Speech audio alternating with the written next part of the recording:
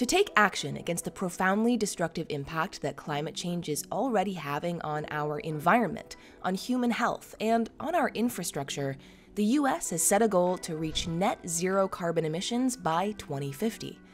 This is going to take reducing our emissions of greenhouse gases in the first place and transitioning to renewable energy sources, but that still won't get us all the way there. So what is it going to take to get us to net zero? Carbon dioxide removal. Carbon dioxide removal. Carbon dioxide removal that could help us achieve our net zero goals. So CDR, or carbon dioxide removal, is a set of technologies that aims to remove carbon dioxide from the atmosphere. This is in contrast to carbon dioxide mitigation approaches that aim to prevent carbon dioxide from entering the atmosphere in the first place. So whether you're using a tree, whether you're using a special made instrument, doesn't matter. Carbon dioxide removal is you take the CO2 out of the air and you store it away somewhere safe where it can't bother anybody anymore. Lawrence Livermore recently led a report called Roads to Removal, or R2R, and I kind of couldn't believe what I saw when I went through it. With 68 authors across a total of 13 academic institutions all collaborating together, this report goes county by county through all of the 50 US states to assess what opportunities are available in our country right now to actually make carbon dioxide removal happen. That's data from 3,143 counties about what resources we could use to store this carbon, how much it all might cost, what the side effects would be. Like, the sheer richness of this data is so impressive. We're talking some serious number crunching here. And the results are really hopeful. The ensemble of carbon dioxide removal approaches we looked at can easily meet the need. And the need, I'll be honest, we don't exactly know. The Biden administration and the State Department think we are going to need to have something in the order of 1 billion tons of removals every year by 2050. There are other folks who've written papers that suggest, no, we might need double that or only half that. But even within that window, we easily can meet that need. That's super heartening to hear, but let's dive into some details here. Like, what do these CDR opportunities actually look like? So in the Roads to Removal report, we identified 4 main pathways of carbon dioxide removal that could help us achieve our net zero goals. This includes natural solutions like using our soils and our forests. So the trees are using photosynthesis, they are grabbing the CO2 out of the air and they are using it to make the beautiful tree trunks that we all know and love. Grassland, same thing. You're also having a bunch of different grasses that are using that CO2 and they're making their root structures, they're making the grasses that you see above ground. But also at Lawrence Livermore National Lab, we focus a lot on technology development. Direct air capture with storage, or DACS, is a set of engineered technologies that aim to essentially accelerate what trees are doing naturally. These technologies remove carbon dioxide from the atmosphere and put it in a form where we can actually store it in safe geologic formations. Direct air capture's got a very cutting-edge series of technologies where we literally suck CO2 from ambient air with these cool fans, these different sorbent and solvent materials that capture that CO2. My research focuses on direct air capture and understanding how we can make direct air capture materials and processes that last for a really long time. So here we're looking at the intersection of 2 of the lab's expertises, one in additive manufacturing or 3D printing, and the other in carbon capture. So what we have here are some 3D printed structures that very efficiently distribute liquid for carbon dioxide capture. So doing this, we've generated structures that are a third more efficient at capturing carbon compared to a commercial standard.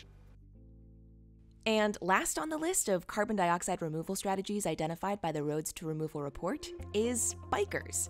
But no, not this kind. Bikers, or biomass with carbon removal and storage, is another technology where we take biomass, which has naturally removed carbon from the atmosphere, and process it in a way such that we can get the carbon back out in a form that we can store it, and we get some kind of saleable product like hydrogen that we can use for other purposes. We have opportunities to use municipal solid waste that are produced by cities. That's actually the sort of biggest part of the puzzle in the country, is taking some kind of waste material that's organic, where the carbon was fixed by a plant, and storing that. We call that bikers, or biomass carbon removal and storage. Okay, so those are a couple of the kinds of CDR methods available, but what will putting them into practice actually look like in the real world. This is also where the Roads to Removal report is unique, because baked into all of these calculations is something called EEJ. Energy, equity, and environmental justice. Right, so here we're looking at essentially the entire peoples of the United States should have the same right to clean air, clean water, quality jobs, and affordable energy. We know that these things are not necessarily true in all places, and they change a lot based on where you are. So the Energy, Equity, and Environmental Justice, or EEJ chapter of the Roads to Removal report, really seeks to do analyses that directly evaluate any implications of a different CDR strategy on energy, equity, or environmental justice variables. What people are going to see on the actual ground when these practices are being implemented. We expect something on the order of 440,000 jobs to be created in this industry, often in places that are losing jobs because of the phase out of fossil fuels. R2R isn't just talk. In partnership with the Livermore Lab Foundation, the team is taking this report on the road with public symposia around the country. In the places where the report has identified opportunities for carbon removal, these sessions will allow everyone to have the opportunity to learn more and lend their voice to the process of getting to net zero. Now, there are some CDR methods that can be implemented right away, like different forest, agricultural, and marine management methods that will help those natural reservoirs maximize their efficiency to absorb as much carbon as possible out of the atmosphere. But the more high-tech options, like bikers and direct air capture, those will take a little more time, a little more investment, and a little more transition. So even though direct air capture sounds like kind of a magic technology that just removes carbon dioxide from the atmosphere, it does require a significant amount of energy. And so as we think about transitioning our economy to a renewable energy or a wind and solar powered economy, we need to think about how we are going to power these direct air capture units at the same time. In addition, there are a number of research challenges looking at where we might site these different facilities, how we develop different types of direct air capture technologies for different climates, and how we make these things be really long-lasting and durable. And that's why researchers at places like LLNL are working on those exact problems. I'm excited, not only by LLNL's technological research into these solutions, but also about this report. In a time where it's really easy to feel hopeless about the climate crisis, this is literally all of the evidence we need to start taking real steps towards net zero in the US. So, let's do it. You can find out more about the Roads to Removal report in the link we put in the description, and let us know any questions you may have about it for our experts in the comments below. Make sure you subscribe to this channel to catch new videos about the lab's innovations when they're published, and thanks for watching.